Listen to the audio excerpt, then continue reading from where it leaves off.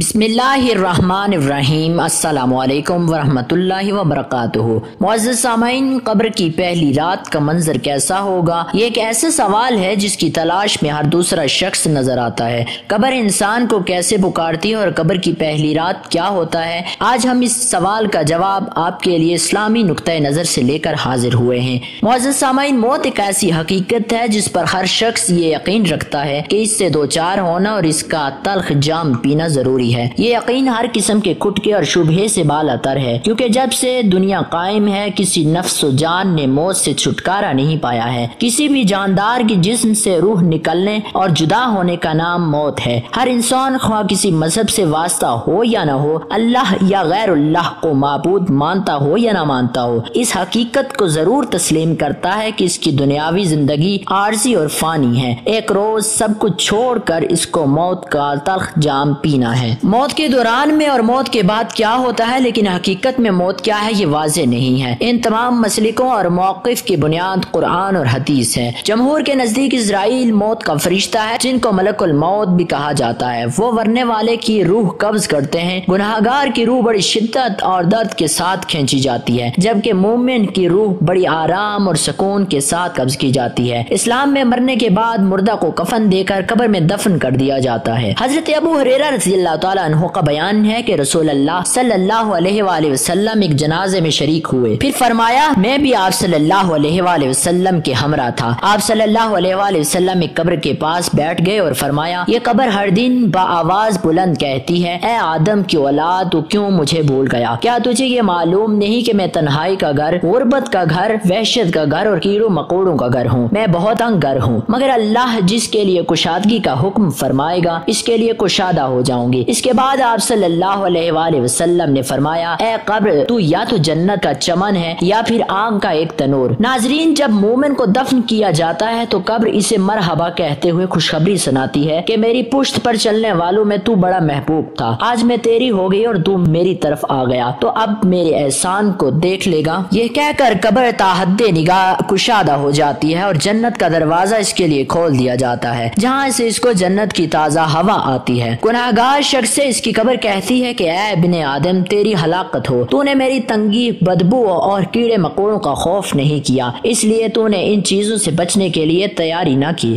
بدعمال مردے سے قبر کہتی ہے تجھے میری تاریکی، میری وحشت، میری تنہائی اور تنگی اور میرا غم یاد نہیں رہا۔ اس کے بعد قبر اس کو چکر دیتی ہے، جس کے بعد اس کی پسلیوں کی ہڈیاں ایک دوسرے میں پیوست ہو جاتی ہیں۔ نبی کریم صلی اللہ علیہ وآلہ وسلم نے ذکر فرمایا ہے کہ موت کے پہلے کچھ گھنٹے اور پہلے دن روح اس مادی بدن کے ساتھ ساتھ رہتی ہے، کیونکہ دنیا میں روح کو اس مادی بدن سے انس اور محبت ہے، اس لیے اب وہ اس بدن پر خاص توجہ رکھتی ہے اور اس کے ساتھ رشتہ اور رابطہ برقرار رکھنا چاہتی ہے۔ غسل اور دوسرے امور سر انجام دیتے وقت روح اس بدن کے ساتھ رہتی ہے اور اس مادی بدن کو دفن کرتے وقت روح خود کو قبر میں دیکھتی ہے۔ جب میت کو قبر میں رکھا جاتا ہے اسی وقت قبر کی پہلی رات کا آغاز ہو جاتا ہے، اور یہ بہت ہی سخت رات ہوتی ہے جسے میت تجربہ کرتی ہے اور اس سے کوئی چھٹکارا نہیں ہے۔ جب ملک الموت اس کے روح نکالتے ہیں تو باقی فرشتے اسے آنکھ چپکنے کے برابر بھی ملک الموت کے پاس رہنے نہیں دیتے، بلکہ فوراً اس کی روح کو جنت سے لائے گئے کفن اور خوشبو میں لپیٹ دیتے ہیں۔ سبحان اللہ۔ پھر اس کی روح کو لے کر بلند ہوتے ہیں۔ جب فرشتوں کے کسی جماعت کے پاس سے وہ گزرتے ہیں تو فرشتے پوچھتے ہیں یہ خوشبو کس کی ہے؟ اس پر دنیا کے بہترین ناموں میں سے اس کا نام لے کر بتایا جاتا ہے کہ یہ فلاں بن فلاں کی روح ہے، یہاں تک کہ فرشتے اس روح کو آسمان تک لے جاتے ہیں اور اس کے لیے دروازے کھولنے کی اجازت طلب کرتے ہیں۔ پھر آسمان کے تمام دروازے اس روح کے لیے کھول دیے جاتے ہیں اور ہر آسمان کے مقرب فرشتے اسے عزت اور احترام کے ساتھ اگلے آسمان تک لے جاتے ہیں، یہاں تک کہ اسے 7ویں آسمان تک پہنچا دیا جاتا ہے۔ تب اللہ تعالیٰ فرماتا ہے میرے بندے کا نامہ اعمال علیین میں لکھ دو۔ علیین اور سجین دو مقامات ہیں۔ ایمان والے نیک لوگوں کی روحیں علیین میں ہوتی ہیں اور ان کا نامہ اعمال وہیں لکھا جاتا ہے، جبکہ منافقین اور مجرموں کے اعمال سجین میں درج کیے جاتے ہیں۔ پھر اللہ تعالیٰ حکم دیتا ہے کہ اس روح کو واپس دنیا کی طرف لے جاؤ، میں نے انہیں اس دنیا سے پیدا کیا، اسی میں لوٹاؤں گا اور پھر دوبارہ اسی سے نکالوں گا۔ اس کے بعد روح کو اس کے جسم کی طرف لوٹا دیا جاتا ہے، لیکن یہ لوٹنا دنیاوی لوٹنا نہیں ہوتا، یہ برزخی معاملات ہیں جو ہماری نظروں سے پوشیدہ ہیں۔ نیند کی حالت میں بھی روح روح قبض ہوتی ہے، لیکن اگر جسم کو چھوٹا سا جھٹکا دیا جائے تو انسان جاگ اٹھتا ہے۔ برزخ میں روح اور جسم کا تعلق نیند کی حالت سے مختلف ہوتا ہے، لیکن برزخی زندگی کی نوعیت منفرد اور مختلف ہے۔ بعد ازاں دو فرشتے اس مردے کے پاس آتے ہیں جن کی آنکھیں بجلی کی طرح چمکتی ہیں اور آواز بادلوں کی گرج کی طرح زوردار ہوتی ہے۔ ان کے دانت گائے کی سینگوں کی طرح ہوتے ہیں اور ان کے منہ سے سانس کے ساتھ آگ کی لپٹیں نکلتی ہیں۔ ان کے بال اتنے لمبے ہوتے ہیں کہ پاؤں تک لٹکے ہوئے نظر آتے ہیں۔ ان کے ایک کندھے سے دوسرے کندھے کے درمیان اتنا فاصلہ ہوتا ہے کہ کئی دن چلنے کے بعد بھی پورا نہ ہو۔ مہربانی اور نرمی گویا ان کے قریب سے بھی نہیں گزری۔ البتہ مومنوں کے ساتھ وہ سختی نہیں کرتے، لیکن ان کی ہیبت اور رعب کم نہیں ہوتا۔ ان فرشتوں کو منکر نقیر کہا جاتا ہے اور ہر فرشتے ایک ہاتھ میں اتنا بڑا اور بھاری ہتھوڑا ہوتا ہے کہ اگر دنیا کے تمام انسان اور جنات مل کر بھی اسے اٹھانا چاہیں تو وہ اس کو نہیں اٹھا سکتے۔ وہ مردے کے پاس آ کر سخت لہجے میں کہتے ہیں، بیٹھ جا۔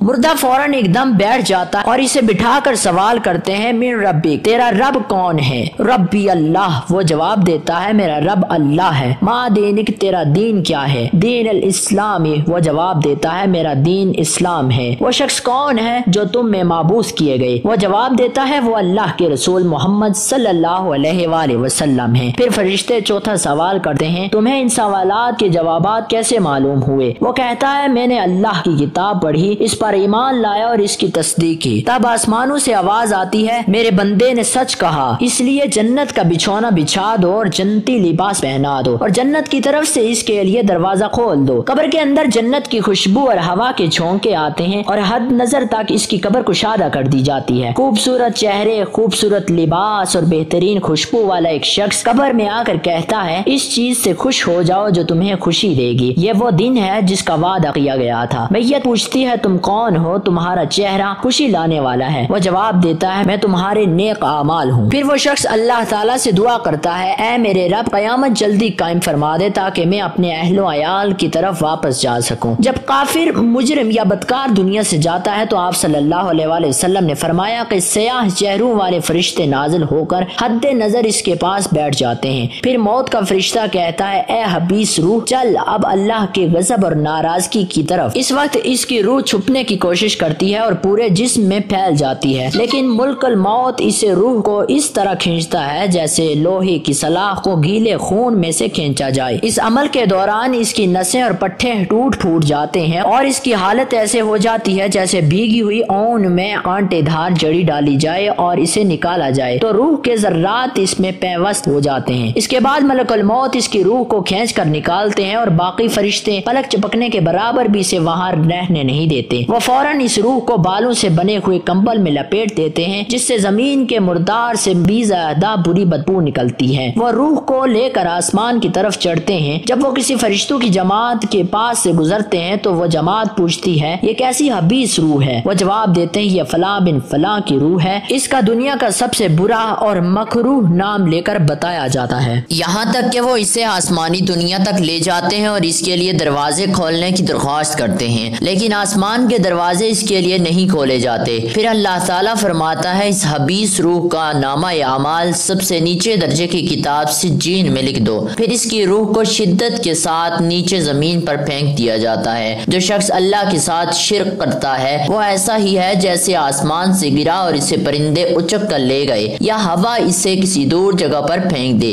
اس کے بعد اس کی روح جسم میں آ کر گرتی ہے۔ پھر دو فرشتے اس کے پاس آ کر بیٹھتے ہیں اور سوال کرتے ہیں، من ربک، تیرا رب کون ہے؟ وہ حیرت زدہ ہو کر کہتا ہے، ہائے افسوس، میں نہیں جانتا۔ ما دینک، تیرا دین کیا ہے؟ وہ جواب دیتا ہے، ہائے افسوس، میں نہیں جانتا۔ جو شخص تم میں معبوس کیے گئے وہ کون تھے؟ وہ کہتا ہے، ہائے افسوس، میں نہیں جانتا۔ پھر آسمان سے آواز آتی ہے، اس نے جھوٹ بولا، اس کے لیے جہنم کا بچھونا بچھا دو اور جہنم کی طرف ایک دروازہ کھول دو۔ پھر فرشتے اسے کہتے ہیں، اوپر دیکھ۔ وہ اوپر جنت کا دروازہ کھلا ہوا دیکھتا ہے اور وہاں کے باغ و بہار سے نظر آتی ہے۔ فرشتے کہتے ہیں اے اللہ کے دشمن، اگر تو اللہ تعالیٰ کی اطاعت کرتا تو یہ تیرا ٹھکانہ ہوتا۔ حضور اقدس صلی اللہ علیہ وآلہ وسلم فرماتے ہیں کہ اس ذات کی قسم جس کے قبضے میں میری جان ہے، اس وقت اسے ایسی حسرت ہوتی ہے کہ ایسی حسرت کبھی نہ ہوگی۔ پھر دوزخ کا دروازہ کھولا جاتا ہے اور فرشتے کہتے ہیں اے اللہ کے دشمن، اب تیرا یہ ٹھکانہ ہے کیونکہ تو نے اللہ تعالیٰ کی نافرمانی کی۔ اس کے بعد اس کی قبر میں جہنم کے 70 دروازے کھول دیے جاتے ہیں، جن میں سے قیامت تک گرم ہوائیں اور دھواں وغیرہ آتا رہتا ہے۔ اس کے بعد اس کی قبر کو اس قدر تنگ کر دیا جاتا ہے کہ اس کی پسلیاں ایک دوسرے میں داخل ہو جاتی ہیں۔ پھر ایک بدصورت چہرے والا انتہائی بدبودار لباس پہنے ہوئے شخص اس کے پاس آتا ہے اور کہتا ہے تجھے ان چیزوں کی بشارت ہو جو تجھے غم زدہ کر دیں گی، یہ وہ دن ہے جس کا تجھ سے وعدہ کیا گیا تھا۔ میت پوچھتی ہے تو کون ہے؟ تیرے چہرے سے بھلائی کی توقع نہیں لگتی۔ وہ جواب دیتا ہے میں تیرا حبیس عمل ہوں جو تو دنیا میں کیا کرتا تھا۔ پھر وہ میت کہتی ہے اے میرے رب، قیامت قائم نہ کرنا۔ سورہ یاسین کی آیت نمبر 52 میں اللہ تعالیٰ فرماتا ہے کہ جب قبروں سے نکالے جائیں گے تو مجرم کہیں گے ہائے افسوس، ہمیں ہماری قبروں سے کس نے نکالا۔ یہی ہے جس کا وعدہ رحمان نے کیا تھا، رسول صلی اللہ علیہ وآلہ وسلم نے سچ کہا تھا۔ حضرت عائشہ صدیقہ رضی اللہ تعالیٰ عنہ فرماتی ہیں کہ گناہگاروں کے لیے اہل قبور سے ہلاکت ہے، ان کے اوپر کالے سانپ مسلط کر دیے جاتے ہیں، ایک پاؤں کی جانب سے اور دوسرا سر کی جانب سے، اور وہ کاٹتے ہوئے چلتے ہیں یہاں تک کہ درمیان میں آ کر مل جاتے ہیں۔ یہی برزخ کا عالم ہے۔ دوستو یہی وجہ ہے کہ جب حضرت عثمان غنی رضی اللہ تعالیٰ عنہ قبر کا ذکر فرماتے تو اتنا روتے کہ ان کی دھاڑی مبارک آنسوؤں سے تر ہو جاتی۔ اسی وجہ سے حضور نبی کائنات صلی اللہ علیہ وآلہ وسلم کی دعاؤں میں عذاب قبر سے بہت زیادہ پناہ مانگی گئی ہے تاکہ لوگ کثرت سے اس کی دعا کریں، ورنہ حضور نبی کائنات صلی اللہ علیہ وآلہ وسلم تو خود معصوم ہیں۔ اسی بنا پر حضور نبی کائنات صلی اللہ علیہ وآلہ وسلم نے ارشاد فرمایا کہ اگر تم خوف کی وجہ سے مردوں کو دفن کرنا چھوڑ نہ دو تو میں اللہ تعالیٰ سے یہ دعا کرتا کہ تمہیں عذاب قبر سنوا دیا جائے۔ مسلمانوں کے نزدیک قبر اور وہاں پیش آنے والے تمام احوال عالم برزخ کا حصہ ہیں۔ اس نظریے کے مطابق قبر میں داخل ہونا اور قبر کی پہلی رات موت کے آغاز سے ہی شروع ہو جاتی ہے اور بدن کے دفن ہونے سے اس کا کوئی تعلق نہیں ہے۔ جن لوگوں کے جسم دفن نہیں ہوتے، جیسے وہ جو لوگ آگ میں جل جاتے ہیں یا پانی میں غرق ہو جاتے ہیں، ان کی پہلی رات کیسے گزرتی ہے، اس بارے میں امام طبری بیان کرتے ہیں کہ حضرت امام حسن عسکری کے پاس ایک شخص آیا اور پوچھنے لگا کہ جو لوگ جل جاتے ہیں یا پانی میں ڈوب جاتے ہیں اور ان کے جسم دفن نہیں کیے جاتے تو ان کی قبر کی رات کیسی ہوگی؟ آپ نے فرمایا کہ مرنے کی بعد کی حالت کو ہی قبر کہتے ہیں، چاہے مرنے والا جل جائے، دریاؤں میں غرق ہو جائے یا کوئی درندہ اسے کھا لے۔ قبر کی کیفیت، عذاب یا انعام کی تفصیلات ہمیں نہیں بتائیں گئی۔ قبر کی نعمتیں یا تکلیفیں کیسے ملتی ہیں، اس کے بارے میں سوال کرنا بے سود ہے۔ جب روح انسانی جسم سے نکل جاتی ہے تو وہ نیک بخت ہونے کی صورت میں آسمانوں پر مقام اعلیٰ علیین میں چلی جاتی ہے، یہ اس کی آرام گاہ ہوتی ہے، جب چاہے جہاں چاہے کائنات میں آ جا سکتی ہے۔ بدبخت ہونے کی صورت میں مقام سجین میں مقید کر دی جاتی ہے اور یہ اپنی مرضی سے کہیں آ جا نہیں سکتی۔ حضرت برا بن عازب رضی اللہ تعالیٰ عنہ بیان کرتے ہیں کہ ہم حضور نبی کائنات صلی اللہ علیہ وآلہ وسلم کے ساتھ ایک انصاری کے جنازے میں تھے۔ جب ہم قبر پر پہنچے تو لحد تیار نہیں ہوئی تھی، لحد تیار ہو رہی تھی تو ہم حضور نبی کائنات صلی اللہ علیہ وآلہ وسلم کے پاس بیٹھ گئے۔ آپ صلی اللہ علیہ وآلہ وسلم میت کے سرہانے بیٹھے تھے۔ ہم نے دیکھا کہ آپ صلی اللہ علیہ وآلہ وسلم کبھی آسمان کی طرف دیکھتے اور کبھی لحد کی طرف جو تیار ہو رہی تھی۔ 3 مرتبہ ایسا کرنے کے بعد آپ صلی اللہ علیہ وآلہ وسلم نے اس طرح دعا مانگی، اے اللہ میں عذاب قبر سے تیری پناہ مانگتا ہوں۔ پھر آپ صلی اللہ علیہ وآلہ وسلم نے ارشاد فرمایا کہ جب بندہ مومن دنیا سے تعلق توڑ کر آخرت کی طرف متوجہ ہوتا ہے، یعنی جب اس کی موت کا وقت آتا ہے تو سورج کی طرف چمکتے دھمکتے سفید چہروں والے فرشتے جنتی خوشبو اور جنتی کفن لے کر اس کے پاس آتے ہیں، یہاں تک کہ وہ حد نظر تک اس کے سامنے بیٹھ جاتے ہیں۔ پھر ملک الموت تشریف لاتے ہیں اور اس کے سر کے پاس بیٹھ کر کہتے ہیں پاکیزہ روح، اللہ کی مغفرت اور اس کی رضا مندی کی طرف چل۔ وہ روح ایسے نکلتی ہے جیسے مشکیزے سے پانی کا قطرہ بغیر کسی تکلیف کے، یوں بالکل غیر محسوس طریقے سے اس کی روح نکالی جاتی ہے۔ منکر نکیر کے سوالات کے بعد گناہگار شخص پر عذاب اور مومن پر انعامات کا وقت شروع ہوتا ہے۔ اسی ضمن میں مسند احمد میں ایک روایت روایت ہے کہ قبر کے اندر کافر پر تکلیف دینے والے سانپ مسلط کیے جاتے ہیں اور مومن کے لیے ارشاد فرمایا جاتا ہے کہ اس پر جنت کی کھڑکیاں کھول دی جائیں اور کہا جاتا ہے کہ جنت میں تیرا ٹھکانہ یہ ہے کیونکہ تو نے اپنی زندگی اللہ اور اس کے رسول کی اطاعت میں بسر کی تھی، اور ساتھ ہی اسے دور سے جہنم کا نظارہ کرایا جاتا ہے اور کہا جاتا ہے اگر تو اللہ اور اس کے رسول صلی اللہ علیہ وآلہ وسلم کی اطاعت نہ کرتا، تیرا عقیدہ اور عمل اچھا نہ ہوتا تو پھر تیرا ٹھکانہ یہ تھا۔ یہ تیری مسرت، فرحت اور خوشی کے لیے کہا جاتا ہے کہ تو اس سے بچ گیا اور یہ مل گیا۔ اسی طرح کافر اور بدکار کو بھی دونوں چیزیں دکھائی جاتی ہیں۔ جب آدمی فوت ہوتا ہے تو اس کے وارث کہتے ہیں یہ کیا چھوڑ کر گیا؟ ان کی نظر اس پر ہوتی ہے جو وہ چھوڑ کر جا رہا ہے، اور ملائکہ آپس میں کہتے ہیں اس نے کیا بھیجا ہے۔ انہیں اس سے کوئی غرض نہیں کہ وہ بہت بڑا مکان، کوٹھی اور محل چھوڑ کر جا رہا ہے، بڑی کامیاب یا منصب اور عہدوں پر فائز اولاد چھوڑ کر جا رہا ہے، بہت بڑا بینک بیلنس اور دولت چھوڑ کر جا رہا ہے۔ ان چیزوں سے ان کو غرض ہے جو پیچھے رہ گئی ہیں اور وہ ان چیزوں کو دیکھتے ہیں۔ اب عمل کس طرح کام آتا ہے، اس کی تفصیل کچھ اس طرح سے ہے۔ عذاب قبر کے فرشتے نیک انسانوں کے پاؤں کی طرف سے آتے ہیں، وہ پاؤں جو نماز میں قیام کرتے تھے، جو اسے مسجد اور نیکی کی طرف لے کر جاتے تھے، تو نیک قدم ان کو روک لیتے ہیں، عذاب کو نہیں آنے دیتے۔ ہاتھوں کی طرف سے آتے ہیں مگر ہاتھ روک لیتے ہیں۔ بالفرض اگر پاؤں کی طرف سے عذاب آتا ہے تو نیکی کی طرف جانے والے نیک قدم اس کو روکتے ہیں۔ ہاتھوں کی طرف سے آتا ہے تو نیک اور اچھے ہاتھ جس سے وہ خیرات کرتا تھا، جس سے وہ وضو کرتا تھا اور جس سے وہ نیکیاں کرتا تھا، آنے والے عذاب کو روک لیتے ہیں۔ سامنے کی طرف سے آتا ہے تو وہ منہ اور زبان جس سے وہ ذکر الہی کرتا تھا، جس سے تلاوت کرتا تھا، جس سے نیکی کی باتیں کرتا تھا، آنے والے عذاب کو روک لیتا ہے۔ گویا نیکی عذاب اور بندے کے درمیان حائل ہو کر اسے روک لیتی ہے۔ اسی طرح تلاوت قرآن عذاب کو روک لیتی ہے۔ نیکیوں اور تلاوت قرآن کے ساتھ ساتھ بالخصوص قرآن پاک کی دو صورتوں کے بارے میں اللہ کے نبی حضرت محمد مصطفیٰ صلی اللہ علیہ وآلہ وسلم نے فرمایا کہ یہ عذاب قبر کو روکنے کے لیے اکسیر کا کام دیتی ہے۔ عشاء کے بعد روزانہ ان کی تلاوت کرنی چاہیے۔ ایک 29ویں پارے کی پہلی 30 آیات والی سورۃ الملک ہے